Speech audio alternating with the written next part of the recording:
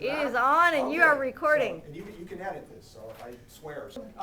Again, I'm Kurt Schaefer. I teach history here at Bates, and I've been here for about 24 years. I think I came in 1 or 2 years ahead of Emily, and which means I get to boss her around. Seniority. The issue she has with you. So, what I'm going to do today is talk about the history of money, and I'm not sure if I'll get through it all. I hope I do, but. One of the things I think the job of a historian is to, I think they have lots of jobs. One is to demystify history, take the myths out of history and try to determine what really happened as best we can. Now, to understand the past and trying to understand what really happened is really difficult. And I don't think we'll ever be able to say, this is the definitive act that caused this act to occur, or anything like that. But we can try, okay? So the other thing I think that a historian's job to do is to take artifacts, ideas, cultures, and try to present them to people in different ways, to get you to think about something in a different way. And that's one of the things I'm going to do with money today. So we're not going to talk about, okay, where did the penny come from and paper money. I'll mention a little bit about that, but what I really want to talk about is why do we use money? And today I'm going to try to make the argument that we use money because in some ways it's in our DNA. I mean, we are basically destined to use money. Although, do all of you use money when you do transactions? What do you use? Debit card. Yeah. So we're starting to get to an evolutionary process where money is starting to disappear, okay?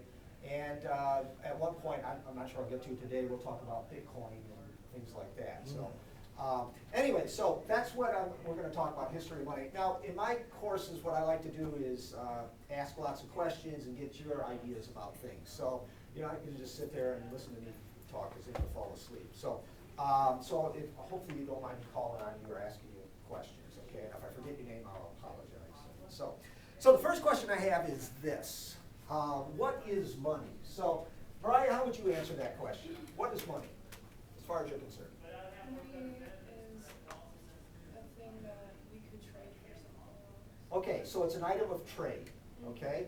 Oleg, what makes it an item of trade? What makes money an item of trade? It's its value. Okay, so it's also a symbol of value, right? So it's something we trade. It sort of like has a universal value, right? So $1 to you is probably going to mean $1 to you, right? Pretty close, okay?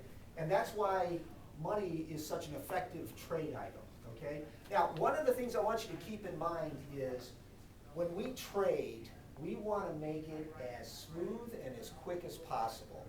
Because if there's chaos in the trade process, it's bad for the marketplace, okay? You know, for example, do any of you know anything about NAFTA?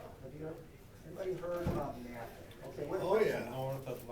Oh, yeah. So, Mike? Okay. Mike, what is Free NAFTA? Trade Agreement. Yeah, the National Free Trade Act. Okay, North American Free Trade Act. Yeah. Okay, and do you know anything about it? Keep going. Very little, other than it put a whole lot of people out of work. So, do you know what countries are in it? Canada, Mexico, and U.S., Mexico, And Canada. Okay, and we're actually trying to develop a trade agreement with some Asian countries as well at this point, okay? So, why have a trade agreement with Canada, the United States, and Mexico? What would, Bordering border countries. us. what's that? Bordering countries. Okay. Now, before this agreement, if you were, let's say you made shoes in Sacramento, California, you want to take them down to Monterrey, Mexico. When you hit the border, what would happen? Tariff tax. I'm sorry? Tax will be applied. Okay, to it would be every- taxed, and it'd also be inspected, and it just takes time. So what we did is, the three representatives of the three countries said, let's get rid of a lot of this stuff, so that market place down in Monterrey, Mexico, can get those shoes as fast as possible. Because the faster you get something done, the more money you can make, all right? And now, in your opinion, has this been good or bad for the United States. Bad. Okay, so why do you, Yanni, why do you say bad? Well, because of, well, when they shortcut, illegal drugs can be smuggled in if they're not Okay. as diligent and that's what's happened, hasn't it? Okay, well, I won't say it hasn't happened, but I would say it was happening before. I don't think NAFTA increased the drug trade, per se. Our companies moved abroad for Okay. cheaper labor. So, that was one of the consequences of that, is labor and corporations moved And around a lot profits. easier, okay? Most economists will tell you that they think it was a good thing because it greased trade, okay? And yeah, you could make the argument we've lost jobs, and I think there's statistics to show that we've lost some jobs, but we've also gained some jobs as well. So, you know, it comes down to how did it affect you personally? And if it, you know, if you lost your job because of it, then you're gonna say that was a bad deal, for sure, okay? But that seems, yeah, go ahead. Well, I was just gonna say that it turned the US from a nation of manufacturers to a nation of consumers. Okay. And it also, a lot of crooked politicians and business owners are getting rich by exploiting cheap labor Okay. outside of the US, and they don't have to, you know, follow the same environmental laws that companies here in the US would do. Or a minimum wage law. Or Yeah. something. Or labor Yeah. laws, yeah. So, or child labor, so it definitely is a work in progress, you know? And so I'm sure at one point we'll renegotiate it and say, okay, we gotta have some different standards. But everything needs a trial period, okay? But what, you mentioned we've turned into a consumer society. I would say that was going on well before NAFTA. I mean, it may have contributed to that, for sure. But the thing is about manufacturing, the United States actually manufactures more than it ever has in its history, believe it or not, okay? So how come we have fewer jobs?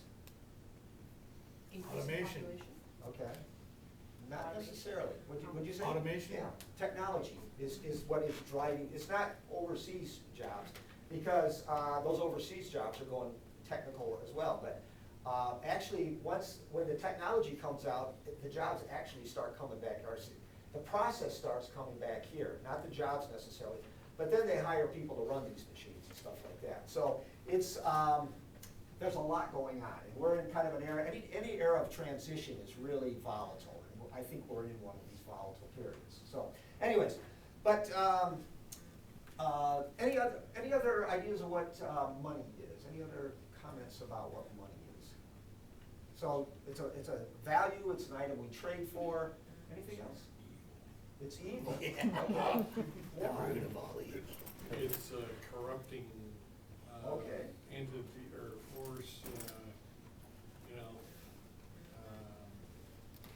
Some people will do anything for it. Okay, and I would agree with that, because it's no accident, if you look in the Quran, the Bible, I've never read the Torah, but I imagine there's some stories in there.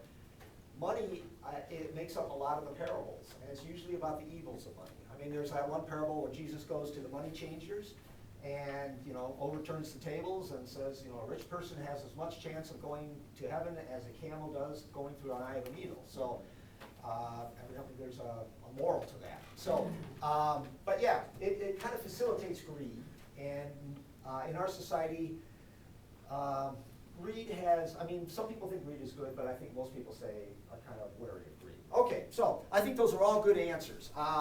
Here's some other ones I want you to consider. So this is a quote I took out of a book that I used to research for this, and I guess this would, Yanni, kind of jive with what you said. So it's a medium of exchange, a unit of account, or a store of value, which would also talk about or relate to what you were saying, okay? So that's one way to look at money, okay? Another way is it's an artifact. Now, what is an artifact? Anybody know what an artifact is? Do you know what an artifact is? Artifact? Something old that is worth some money. Okay. Right place. Can be, Okay, it doesn't have to be old, doesn't have to be worth anything, but a lot of them are. So, any other ideas what an artifact is? An item of value. Okay, it can have value, but it doesn't always, am I getting out of your? You're fine. This is fun. It doesn't always have to be with value. Okay, so for example, Ken, right? You're holding a pen in your hand, Mechanical pencil. a mechanical pencil, okay. Does that have value? To me, it does. Okay, why?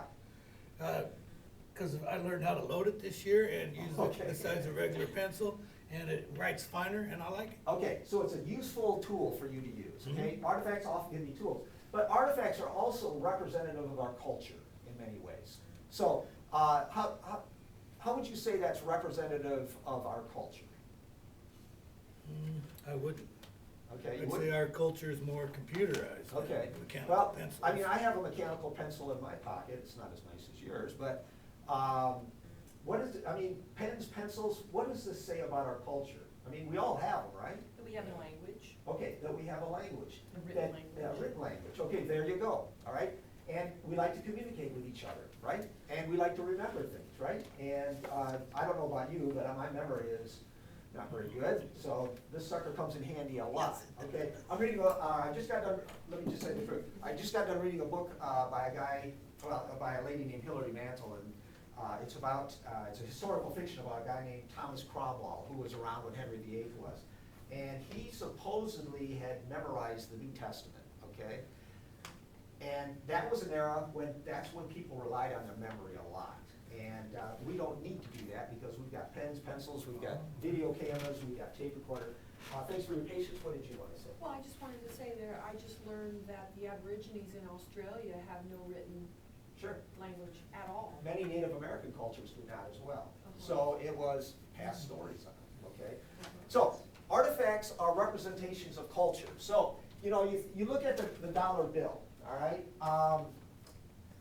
Why is George Washington? We could put my face on there, but that ain't gonna happen. But why do we put, Mariah, why do we put George Washington on the dollar bill? He was the first president. Okay, and what is he, as the first president, what does he represent to us? Any idea? What does George Washington represent? Independence, Freedom. Independence, oppressor. freedom, absolutely. You know, he was the head of the Continental Army during the American Revolution, okay? How come we got an eagle on here? What does that say about our culture? It's a symbol of freedom, strength, Okay, power? Yeah. unity, power. Okay, sure. Oh, This, you can't see it very well. Do you guys know what this says right here? In God we trust. God we trust. What does that represent? Religion. Okay, the idea of spirituality or religion in our culture. Would you say religion is a major part of our culture? Yeah, even if you're an atheist, religion is gonna impact you in one way or the other, right? Okay, now, this is one of my favorite, I'm from Michigan and I'm a big ice hockey fan. So, this is a Canadian $5 bill.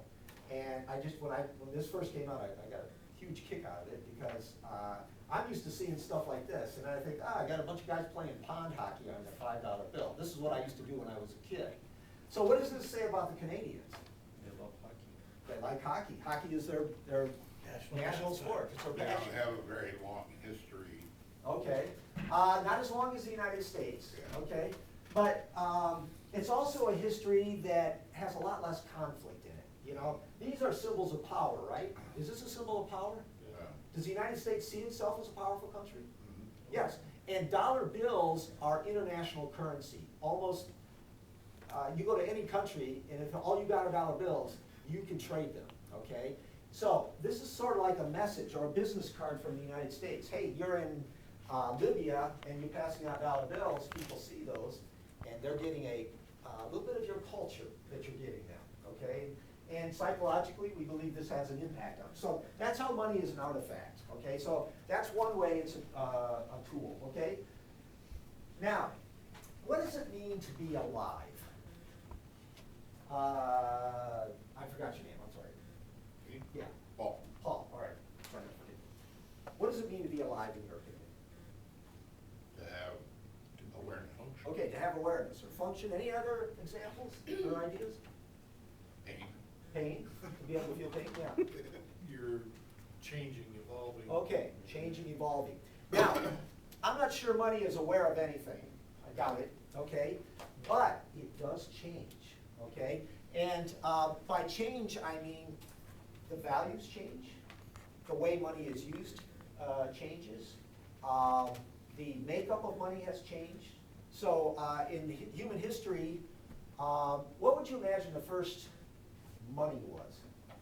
It was probably just a handwritten note, like an IOU. Okay, even before that, It though. was, Dogs, sheep, horses. Romans used. It was stuff, okay? Stuff, yeah. And one of the They original bartered. stuff was salt, okay?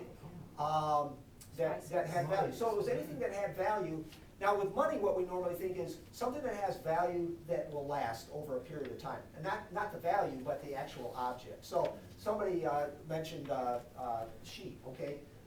But if, let's say sheep wool, yeah, you could use that as money, and that'll last a long time, it's transferable. The sheep itself, though, has got a shelf life, right? And then if you slaughter the sheep and want to trade the meat, then you know, really cut down on the shelf life. So, so money moves around a lot. It doesn't stay the same, and not everybody sees the same thing when they look at money, okay? So that's another thing I'd like you to consider, okay? Money is a stimulant. What is a stimulant? Give me an example of a stimulant. What's that? Motivating factor. Motivating factor, okay. So, do you ever use any stimulants? Legal ones anyways? Don't tell us about the illegal ones, you want to hear about it? How about caffeine? You ever take caffeine? Drink Yeah. coffee? Yeah, Okay, why do you drink coffee? well, I drink Rockstars because Oh, okay. it helps me. You don't play around. Okay, you don't stay away. All right, so that's a stimulant, okay? Usually a stimulant is something that alters your behavior or your feelings, okay? So if I was to,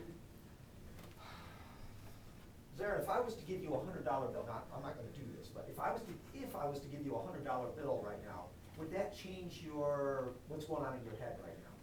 What would it do to you? Make me wanna go buy some. Okay, would that make you happy? Absolutely. We know that if you eat sugar, or if you pet a dog, or if you see a loved one and you hug them, or just, you know, especially if you haven't seen them in a long time, there is a part of your brain that releases oxytocin, which is the love hormone, okay?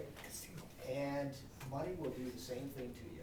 So, money may, you know, you said money is evil. Well, it might be because it's like cocaine. I mean, it activates the same part of your skull, all right? So, and that's one of the reasons it makes it so effective. And when I talk about that this is in our DNA, we like to be in contact with things that bring us happiness. And money seems to do this, despite the fact it's evil. Okay, yes, we know it's evil, but how does money bring us happiness? How does money bring us happiness? Is it the money or is it something else? That it brings what we want. Okay, It buys what we want. so when you see a $100 bill, what are you seeing? Is it a $100 bill you're seeing, or are you seeing something else? It depends on my frame of mind. When I Okay. see that it's somebody else's, I think it's just a piece of paper. Yes, but if it's yours, it's what? But if it's mine, it makes me happy. Okay. Because it How about gives you? me If I give you a $100 being able to bill, spend it. what are you seeing besides the $100 bill? Freedom. Okay, you're looking at food. Clothes. Okay, Yeah. there you go. We don't, that's what we do. I always see a new pair of shoes when I see a $100 bill, okay? But, Not enough for mine. It's actually more closely related to power, because it gives you the power to accumulate the things that you need, whether it be clothing, food, shelter, okay, you know, control over Absolutely. other Or people. what you don't need. in my US 2 class, we're gonna talk about how money and power coalesce with each other. Because, I okay? mean, if you're an employer, you know, holding that paycheck Sure. over your employee's head is ultimate power. Okay, Right. yeah, Yeah, I It's mean- created a new political state in the country. Now you got the billionaire club, they run for president. yeah, and they seem to have a lot of influence that goes beyond the number of actual billionaires. And, you know, the same thing, if you're in poverty, think about the power they don't have. I mean, they have no political power, unless they all join together, which is difficult to do. They have no power over their time, because you think about this, I drove into work, and normally I take the bus, but it doesn't, it doesn't make, I don't have to wait very long for the bus, just because of the way it's set up. But have any of you guys taken the bus over a long distance? You know, and had to, you know, even in Tacoma, I've had students that say, okay, I come from Puyallup, and they have to get up at 6:30 in the morning, and then, you know, to do like 2 transfers, and it takes them like 2 hours, 2.5 hours. I used to commute to Northgate. Okay. And I'd catch. Oh, way up there, okay. I'd catch the bus at 4:30, and I'd have to get off the bus in the terminal, and then I'd have to catch a tram, and that tram would take me to a station, and then I'd have to walk up a hill. And that whole process takes away from your power, okay, and your Oh, yeah. freedom, and things Sounds like like that. it. So, being poor is a lot of work, all right, despite what some people say, you know. Okay, I'm talking too much, more pictures here. But when you're poor, you're more free. Well, I don't it like the depends. term poor, I like the term financially,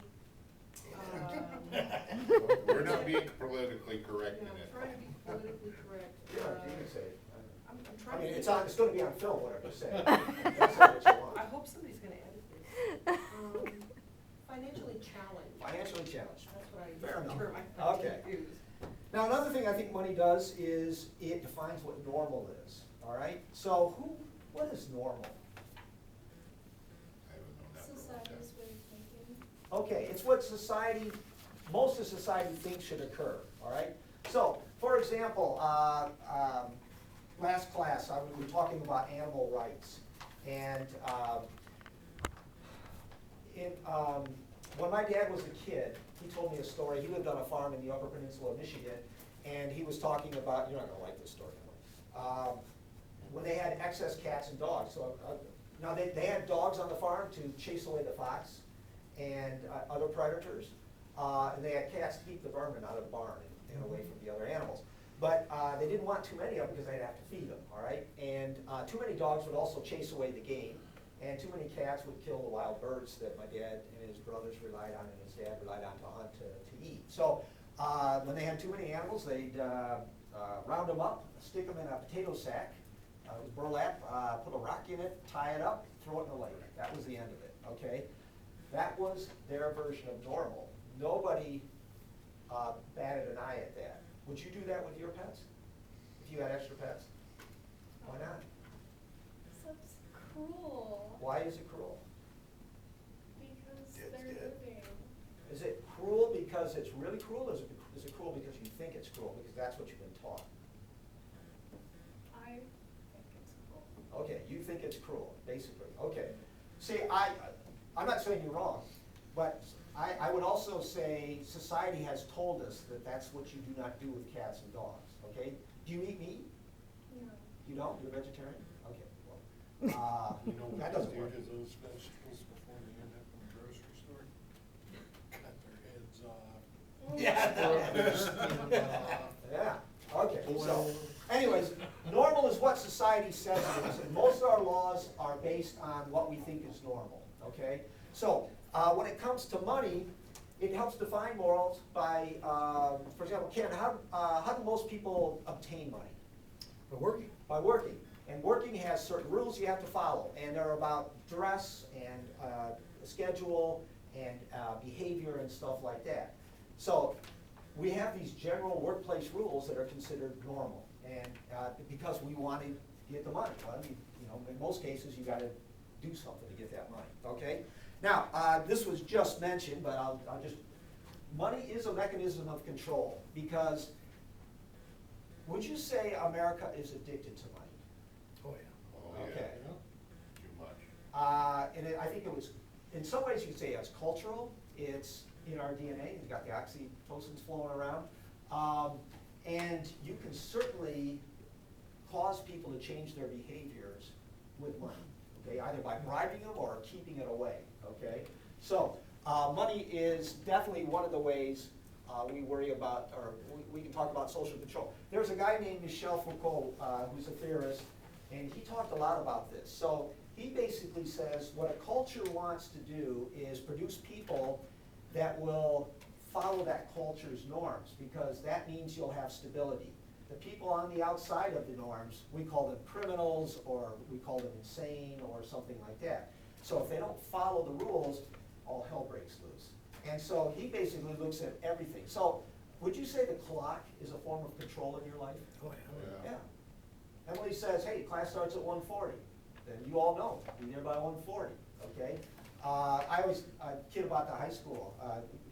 We are a non-traditional high school, but traditional high school, first bell rings, you're like sheep, you know, you better be in that room, otherwise there's a penalty. And then you wait for the next bell to ring, and then you get out, the sheep move to their next pen, and something happens until the next bell, and so on and so forth. So, anyways, that's how money operates as well. Whoops.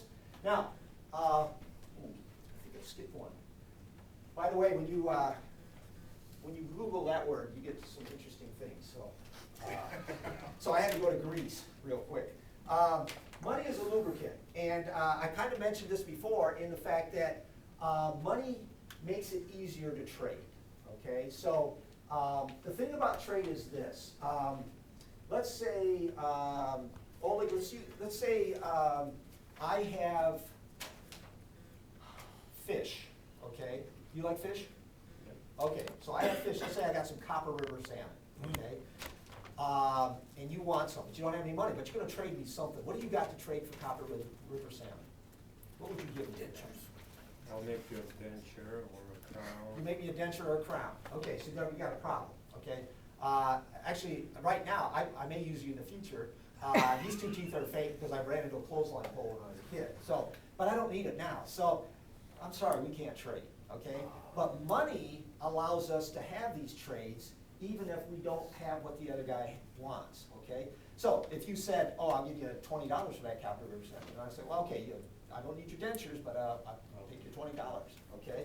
Because I can turn that into anything I want, all right? So that's why money is a lubricant. It allows people to trade much easier than they normally would, okay? I would also say that money is a figment of our imagination. Zara, what is an imagination? Do you have an imagination? Yeah. So what is it? It's like thoughts. Thoughts? Okay. What kind of thoughts? Creative. Is imagination real? Yeah. Could be, okay. Often though, it's, when you imagine things, do you guys ever imagine anything that like, yeah, this is like a once in a million year dream? I'm sure it would be nice if, let me see. Imagination is like having a imaginary buddy. Okay. Or Emily will appreciate it. I always imagine that Jodie Foster will call me up and ask me out to lunch, okay? So, and that ain't gonna happen for more than one reason, right? Imagination kind of Leads to reality sometimes. is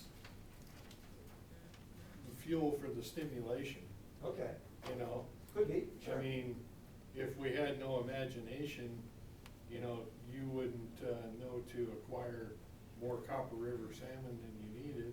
Okay, And he wouldn't learn how to make dentures or crowns. sure. And, you know, if we had no imagination, we'd all have just exactly Well, what we needed for ourselves right then. We'd be very stagnant, absolutely. Yeah. Okay, so, I like, I use pencils a lot, I use them all. Would you sell this to me? I'll give it to you, but no, I'll sell it to you, Where? sure. How much you want for it? 10 cents. 10 cents, okay. I'm gonna do better than that. Pull out the hard stuff. Okay, I'm gonna give you $100 for that. That's a very, Do you think you got a good deal there? I think, yeah. Or did I just Go rip get some you more off? pencils. No. Yeah, make You, profits. I feel like I'm ripping you off. Oh, you do? Why? Yeah. Well, because I don't think that pen is worth $100. Okay, You can tell the picture just blew up. okay. So, now, you know this isn't a real $100. Well, yeah, of Okay, course. so I was gonna But that's accuse you of. illegal to do that. You're not gonna tell anybody, right? Well, that's one of the things we're gonna edit out of Okay, the so- film. But, This is uh, my moral. Okay, I'm that not might be your speaking morals, for the- but I would say if you thought if that was Counterfeit. if that was. If this was for real, I would probably not accept it, but I would think, Okay. this is not, it's not even. Okay, It's not an It's even not fair trade. trade. but That's you being is honest. this worth 10 cents? Oh, absolutely. It is? Why? Because it's $100 bill. I know, but is it a $100 bill? No, it's paper. Okay, now when you said it was, I could make the argument, well, But if, all right, you're am I using your supposed to be imagination. pretending with you? well, Okay. you can do it, take it wherever you want. Okay. So, but my point is this, I don't understand. we take something in trade because we think, we imagine that it's gonna do stuff, okay? So when you give me that $20 for the cop at regular salmon, I'm imagining I'm 20% toward a new pair of shoes, perhaps, okay? That's what I'm imagining. Now, is it gonna happen? Well, maybe, maybe not, we don't know that, okay? But, you said that's a piece of paper. Well, so is this, isn't it? Yes, but that signifies a real value. Why? It's guaranteed. Yeah, it's guaranteed. It's backed, it's Why is backed it by guaranteed? gold. It's backed by gold No, it's not. in our. Not It anymore. used to Money be. is, since 1971, no metal backs this up. Now, at one time it was They took it off silver the and gold gold. And you would, on the old bills, maybe you've seen them, they would say silver certificate or gold certificate. Okay. This is based on imagination, or I would say confidence. Okay. You would take this because you assume somebody else is gonna take it away for something else. Right. Okay, so, this is all based on confidence, or our, you know, our assumption that it's gonna be good. Now, the government does back this up, and this is why, I think it even says here somewhere, I don't know. This note is legal tender for all debts, public and private, okay? Which means the government will guarantee that if you own one of these, they will give you something of value in return for it. It isn't gonna be gold or silver, so. It won't be a dollar. And it may not be a dollar. I have a 1 million peseta bill that is worth exactly 17 cents. Okay, well, yeah. And it costs a lot more than that to print it. Absolutely. So, now, another thing is, money is a tool, all right? And we use it to get things done. So, I like to eat. So I don't have a farm, I don't kill the animals I eat, so, but I use money as a tool to get what I want, okay? And we all do to a certain degree, okay? Gotta hurry on here, I'm way behind. Now, one of the things about tools is this. Have any of you guys ever heard of a guy named Henry Petroski? Okay. He says all innovation either derives from function, which is the idea of I'm doing something, and all of a sudden I think, boy, I wish I had a tool to do this, and right there and there, I just developed a tool to do whatever I want done, okay? He says, some people say that's how technology advances or occurs. He says it's more often a result of failure. And failure is the idea that, well, let me give you an example of this, okay? Think about the telephone. So, these first two pictures are about communication. So, you know, you would pick this up and this lady would talk to you. What would she do for you? She would transfer you to the person that you wanted to talk to. Okay, then so she would pull out a plug and stick it in another hole, and there you go. Then you're talking to whoever. Cloud operator. Okay. Did that system work? For some time. Sure it did, okay? It worked pretty good, actually, all right? Yeah. However, somebody came along and said, I don't think it's doing what it should do, okay? So somebody imagined that it was failing at something. And what's the drawback to this? Having You to only- remember all those places that Okay. those things go, because I That, can't. you're only allowed a certain amount of lines. Okay. Yeah, For each there's- line. Yeah, there's not unlimited lines here, okay? Now, early on, that's not a problem, because only, you know, middle class or upper middle class or rich people could afford a phone, okay? So, but the point is, also, it's labor intensive, you actually have to, a physical person actually doing this, it takes time. So, you know, you imagine you make a call now, you pick it up, you know, like 5 seconds later, but back then, a phone call could take 2 or 3 minutes before you even got to the person you wanted to talk to, okay? So somebody came along and said, this is failing because, but it's failing because they think it's failing, all right? Did it really fail? Well, not really, but somebody said, we can do better. So they come up with the rotary dial phone, which is what I grew up with. I imagine a lot of you grew up with that as well. This worked great. You could call directly to the person you wanted to, okay? What's wrong with this system? Slow. Took forever to dial. So, okay, took forever to dial, okay? So then we said, I'll speed it up, we'll punch buttons. Now, I recently read a guy that was saying, with, one of the problems with emails, have you guys ever been mad while you're writing an email, and you say, you know, go to hell, blah, blah, blah, and then you send it off, and then after a while you think, well, I shouldn't have sent that. Ever happened to you? Okay. Yeah. Well, that used to happen on the phone a lot too, and it still does, I'm sure. People call each other, you know, blah, blah, blah. One guy argued that at least with the dial, the rotary dial, we had time to decompress before, you know. So I don't know if that's true or not. That's one guy. So anyways, we thought, well, we'll speed the process up, we'll go with that. But this still has a flaw or flaws. What's the flaw to this? It's not wireless. What's that? It's not wireless. Okay, It's not portable. it's not portable. The other thing is, you have to be by the phone to get the message, It's a right? landline phone. Okay, and it's a landline. But if somebody calls you up and you're not there, I mean, Well- how many You times? miss a call. Before we, you know, think about when you were a kid. You ever have people say, I've been calling and calling, how come you didn't pick up? You say, well, I was out fishing or something like that. So if you weren't right there, you weren't talking. So somebody says, let's make an answering machine, okay?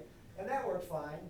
But the same thing, the same problem with the answering machine with this is, it's not mobile. So then they come up with the beepers, all right? And so now they're mobile, but the beeper just tells you to go to the phone. It doesn't really make the connection. So somebody said, let's make a portable phone, all right?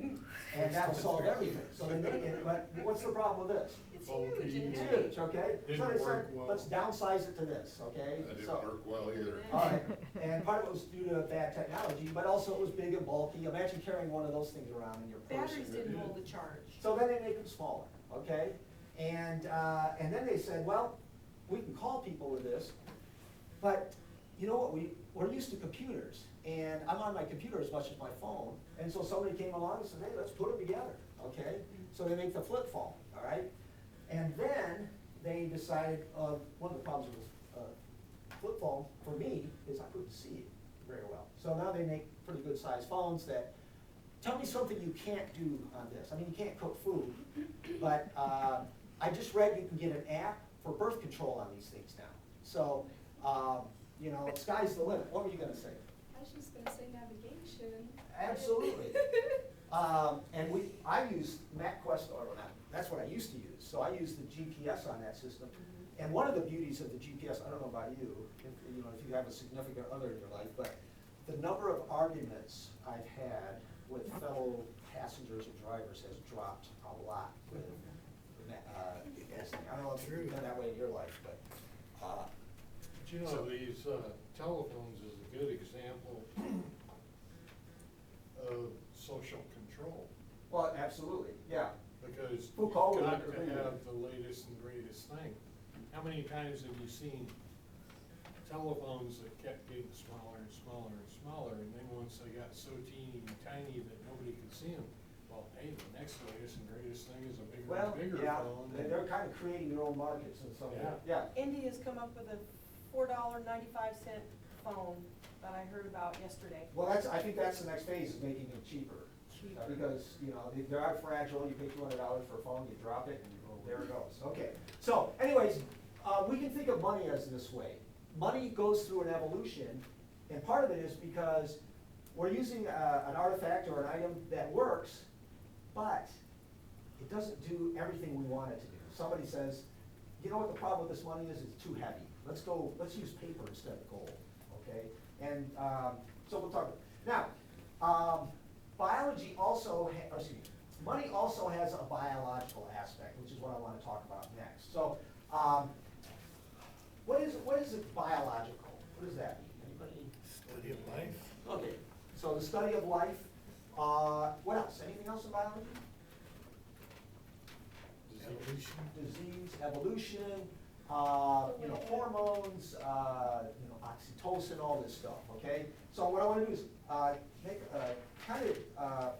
open you up to some possibilities here. So, think about, what is, I'm gonna assume that we're all animals, just like everybody, just like that frog you saw up there.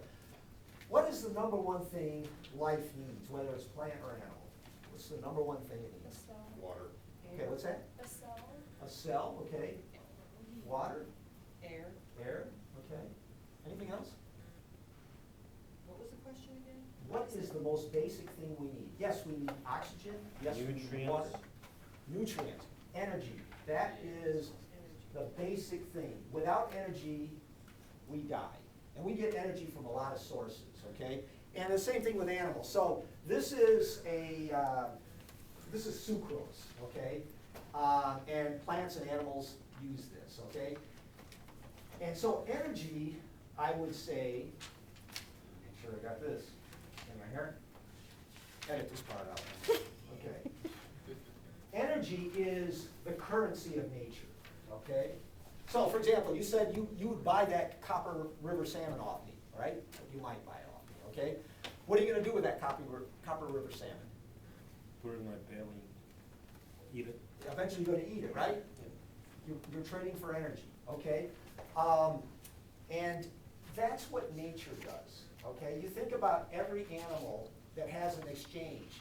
Most of the time, for example, if an animal eats another animal, that's an exchange. It's not an even exchange, but it is still an exchange, okay?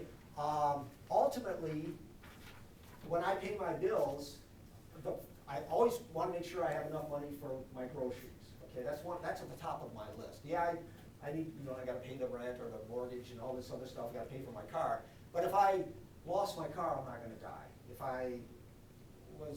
my house burns down, I've got options. But if I can't get something to eat, I'm gonna expire in about 12 hours, okay? You don't think so? Think it lasts a little longer? All right. So, now the word currency is a Latin word. It comes to flow or run. And so that's one of the things we talk about with, that's why we call money currency, is because it kind of compels or foments the idea of trade, okay? And like I said before, why do we have NAFTA? To make trade flow easier, all right? You guys remember the early credit cards? So back in the 60s, if you went in and used a credit card, what generally happened? Put it in the machine, stick Put the a piece paper of over it. paper over Okay. it. Now, at one You point, signed your name. the merchant would actually call the bank and say, okay, does this Oh, person yeah. have the credit? Okay, so imagine how much time that takes, okay? And then say, okay, you're good. So then they take that thing and a machine and they put that piece of mimeograph paper over it and then run it through, and sometimes it doesn't take it and say, I need your card again, I gotta run it again, okay. And so a credit card transaction could take up to 10 minutes, right? Yeah, What does a credit card transaction take now? about 3 seconds. Okay, usually about the amount of time it takes them to ring the stuff up, because, I got a chip card, so you put it in there and they're running it up, Right. take it away and off you go. Okay, that's what currency is supposed to do, is make things easier, all right? Now, the thing about credit cards, how many of you use credit cards somewhat often? Anybody? Please. Okay, do you keep Right, track of the yes. money you spend with a credit card as much as you would if you had the money in your pocket? I basically use it for gas and things. Okay. And so, yeah, I do kinda in my head. Okay. Kind of a tally on what the end of the month I need to pay. Okay, most people, let me say, most Americans don't, they just, I mean, I just use it Bend, for gas. bend, bend and and tell. then they get the bill, and oh, shit, I got 25, edit that part, $2,500, that I, all of a sudden's on the credit card, Right. okay? But then all of a sudden they get the guy brings it back on, they say this was declined. A few years ago, the average American had 3 or 4 credit cards, and their average debt was in excess of $30,000. Yeah. So, it makes it too easy, I guess you could say, in some cases. So anyways, now, in biology, we consume what are called carbohydrates. And what you want is a balance of carbohydrates, which is, you want to burn as much as you're consuming. If you burn more than you're consuming, you die. If you consume too much, you get things like diabetes and things like that. So the first humans were hunters and gatherers to get their energy. And how come we don't hunt and gather anymore? I mean, do any of you fish or hunt a little bit? Okay, so you still do it, but do you rely on that for your? No. Okay, so how come we don't do this anymore? Because the expansion of humanity has wiped out most of the Okay, hunting areas. so we've lost a lot of the resources, absolutely. What's another drawback to this? Well, it kinda goes back to your currency flow. There's a lot of pre-engineered, dams, if you will, in your currency flow. You know, large landowners that Okay. have huge herds of cattle and, you know, there's all kinds of business owners that. So that would be a problem today for sure then, right? Oh, yeah, Okay. you know, they're sitting on a mighty big reservoir of money, Okay. you know, but they're just letting as little trickle out as they have to. Because we can just go to the store. It's convenient. Okay, it's convenient, but it's convenient because this burns a hell of a lot of calories, okay? So, when you hunt, what do you hunt? I'm a bow hunter, I hunt deer and elk. Okay, so you're Turkey, walking a buck. lot, right? Mhm. So, A lot of sitting, okay, camouflage. but you're still burning a lot of calories. You're burning a hell of a lot more calories doing that than you would be by going to the grocery store, okay? And what happens is, in this particular situation, these people often had periods of shortage, okay? And part of the shortage was they burned too much calories to get what they wanted. Or the other thing is, certain things only appear at certain times of the year. And if you can't get those things, then you're gonna run a deficit, okay? Even if you're not burning that many calories. So, now, humans did come up with a way to battle shortage. So, the Puyallup, they had what was called a potlatch. You know what a potlatch is? Like a potluck. It's like the opposite of a potluck. So, what, It's kind of a banquet okay, but what's the purpose? to feed all the members. That's one of the consequences of it, and that occurs, but there's a different purpose for it. That the people survive. Okay, yes, so. Celebration of Okay. sorts. Ultimately, it was this. It was, potlatch would be sponsored by a chief or a headman or somebody of means, I guess you could say, had lots of stuff. And what he would do is give his stuff away in order to get loyalty. So if I was gonna have a potlatch, Mariah, I'd give you my large screen TV, and you would do my laundry or something, I don't know. Okay, but that's basically the way that worked. But you guys are right. What it ultimately does is it redistributes resources to people who might be able to use them. And if it's very useful for you, then you would give me more loyalty, okay? So that's how the Puyallup dealt with it. Now, you know, animals deal with it by storing stuff away, okay? Yesterday I was doing a little game with my students, and you guys know which animal ends up planting millions of trees a year, more than any other animal in the? Squirrels. Yeah, squirrels, okay? But what they're really doing is they're storing their food, they just don't get to all of it, it turns into a tree, okay? So that's how squirrels and other rodents have figured out how to do this, okay? Now, humans eventually figure out this process too, because if you can preserve food, that means you can eat when there's no food around, okay? Now, we do things like freezing food mostly, all right, or salting it, or jerking it, or whatever you wanna call it. Dehydrating. Dehydrating, okay. They used salt back then, and remember I said salt was one of the initial currencies? Salt, when they figure out that you can preserve things with it, becomes like gold to these people, all right? As a matter of fact, this is the Dead Sea, and you can see the salt build up in that. So, you know, in North America, we have the Great Salt Lake, and I've driven by it several times, but I'm told that you can basically lay on it and float on it because it's so dense with salt, all right? But you've heard of the city of Jericho? Okay, it's a biblical city and beyond. Here's the Dead Sea, that's where it was, and this became one of the early cities in the area, and it was quite powerful because it had access to the salt. They could determine who got salt and who did not. So that's all strong. But again, it all relates to energy, okay? That's what made salt so valuable, all right?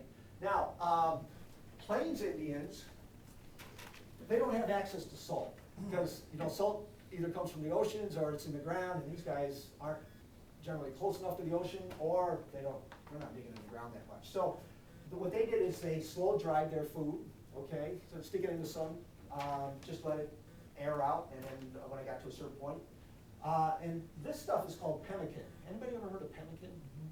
This is kind of an ingenious thing. What is Ken, you know what pemmican is? You know, I've heard about it in reading westerns and whatnot, but I never really knew what it was. Okay, so the Plains Indians moved around a lot because they're chasing the buffalo. And they're doing other things as well. So this is sort of like their energy bar. And what you would do is you would dry meat, you would dry berries, okay, so the meat gives you protein, the berries give you carbohydrates, and then they would wrap it, or not wrap it, but basically put grease in with it, animal grease. And they ball it up, and then they'd wrap it in a piece of leather, and it could last as long as 10 years. That's all. And it's got all the nutrients you need. And you know, it's kind of interesting. My sister is a registered dietitian, so I talk with her about nutrition all the time. Well, actually, she yells at me for things I eat. Which leads to a discussion. You know, a few years ago, everyone was saying fat is bad for you. And, you know, excess fat is probably not good for you. But these people needed fat because they were moving around all the time. In my Washington State history class, I talk about the people, you know, Fort Nisqually was initially down by DuPont.